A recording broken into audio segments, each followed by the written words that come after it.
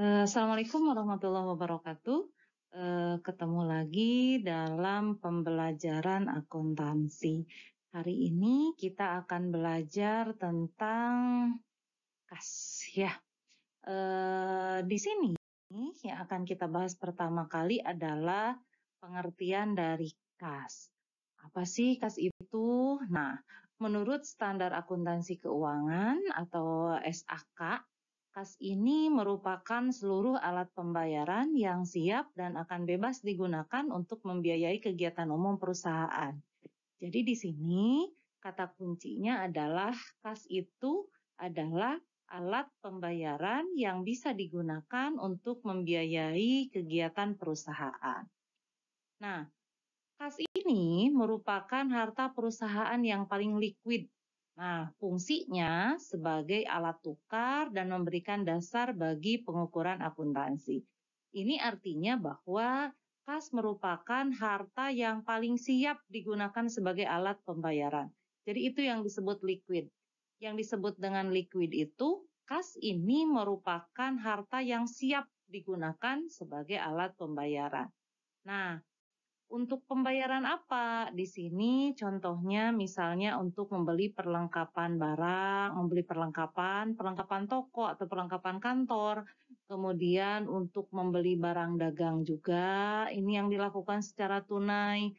Kemudian membayar hutang kepada pemasok, membayar hutang kepada kreditur, kemudian bisa juga dipakai untuk membayar beban-beban operasional seperti gaji maupun dipakai juga untuk membiayai beban-beban non-operasional atau beban di luar kegiatan utama perusahaan. Dan bisa juga dipergunakan untuk membiayai pengeluaran-pengeluarannya lain. Nah, sekarang yang kedua kita bahas jenis kas. Apa saja yang termasuk ke dalam kas itu? Yang pertama, yang menjadi jenis kas adalah kas di tangan, atau cash on hand. Ini artinya kas yang disimpan di perusahaan sebagai cadangan untuk dipergunakan ketika di perusahaan membutuhkan uang tunai. Nah, kemudian yang kedua adalah rekening tabungan atau disebut juga saving deposit. Ini berarti tabungan perusahaan tabungan uang uang perusahaan yang disimpan di bank dalam satu rekening yang disebut rekening tabungan. Biasanya tabungan ini bisa diambil dengan mempergunakan slip penarikan dengan ATM. Nah, seperti itu. Kemudian yang ketiga adalah rekening giro atau demand deposit. Kalau rekening giro ini adalah merupakan simpanan di bank dan untuk pengambilannya kita butuh yang namanya cek atau billet giro. Nah, untuk tabungan dan giro ini biasanya kita sebut dengan cash in bank atau kas di bank. Nah, selanjutnya kita akan bahas tentang karakteristik dari kas itu sendiri. Yang pertama, kas itu merupakan aset perusahaan yang paling liquid tadi, jadi yang mudah dijadikan sebagai alat pembayaran. Artinya, nah ini bisa dibaca. Kemudian berikutnya, karakteristik kas yang kedua adalah diterima masyarakat bisnis sebagai alat pembayaran sebesar nilai nominalnya. Jadi inti dari kas ini adalah diterima sebagai alat pembayaran sebesar nilai nominal. Nilai nominal ini adalah nilai yang tercantum di dalam kas itu sendiri. Kemudian yang ketiga, dapat menjadi basis perhitungan dan pengukuran. Dalam akuntansi itu biasanya pengukuran itu dilakukan dalam satuan uang. Nah, kas ini bisa dijadikan sebagai basis penghitungan dan berikutnya yang akan kita bahas adalah hal yang tidak termasuk ke dalam kas. Nah, yang pertama yang tidak termasuk ke dalam kas adalah dana yang disisihkan untuk tujuan tertentu. Maksudnya ini adalah sejumlah dana yang disimpan, yang disiapkan untuk satu tujuan tertentu. Misalnya untuk pelunasan obligasi, pembayaran dividen, atau pelunasan hutang.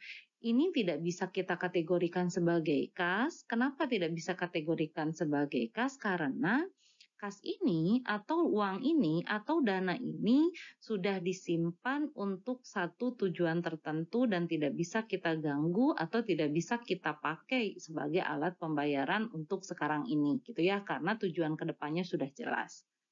Kemudian berikutnya adalah materai dan perangko. Ini tidak dikategorikan sebagai kas, tapi dikategorikan sebagai persediaan bahan habis pakai. Kemudian berikutnya cek mundur atau post date checks. Cek ini tetap diakui sebagai piutang sampai dengan tanggal di mana cek tersebut diuangkan. Jadi misalnya hari ini kita menerbitkan cek, sekarang misalnya di bulan Desember, ada satu cek, kita menerima cek.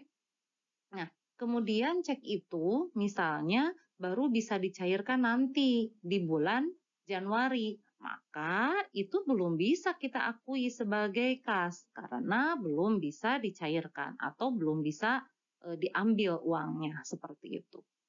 Kemudian berikutnya adalah cek kosong atau non-sufficient fund check dari pihak ketiga.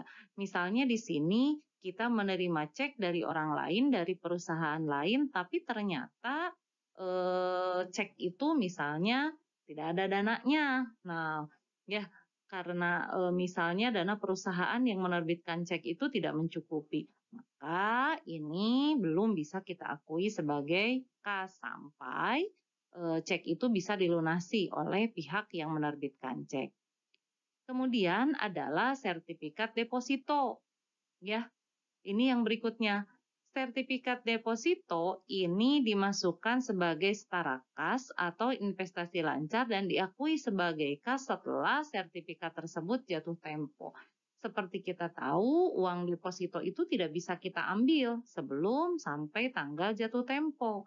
Jadi ini tidak bisa kita akui sebagai kas sampai sertifikat tersebut betul-betul jatuh tempo dan bisa diambil kembali uangnya.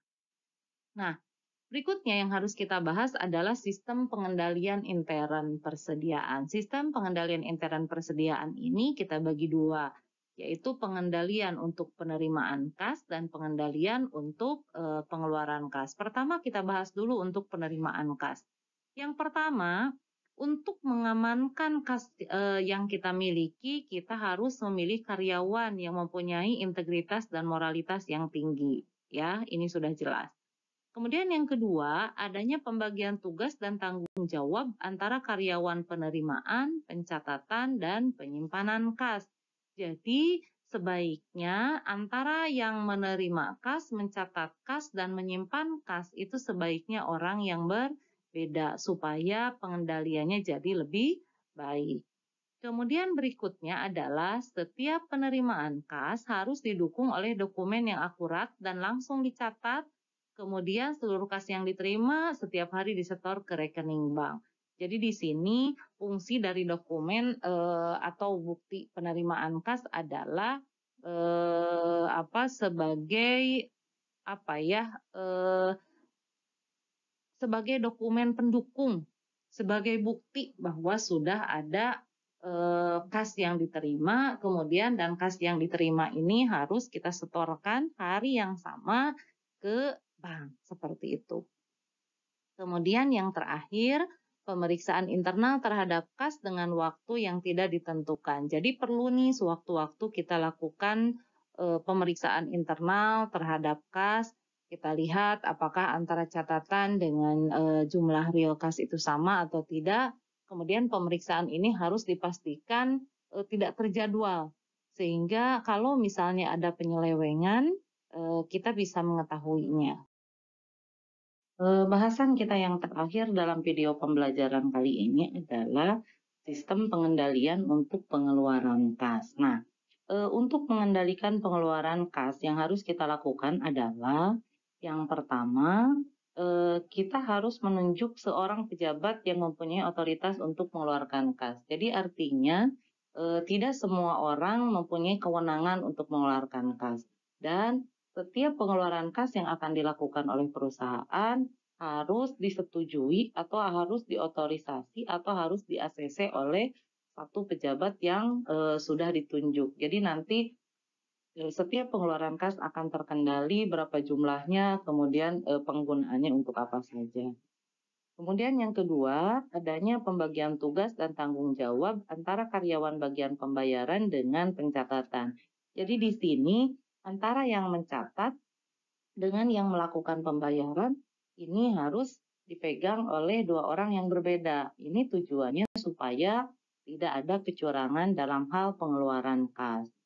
Kemudian yang ketiga adalah pengeluaran kas harus menggunakan cek. Jadi di sini intinya adalah setiap pengeluaran kas yang dilakukan oleh perusahaan itu harus dilengkapi dengan satu bukti transaksi. Kalau misalnya pengeluaran kasnya dalam jumlah yang besar, dalam jumlah yang cukup material, maka sebaiknya dipergunakan cek gitu ya. Jadi tidak dikeluarkan dalam bentuk uang tunai, tapi dikeluarkannya dalam bentuk cek.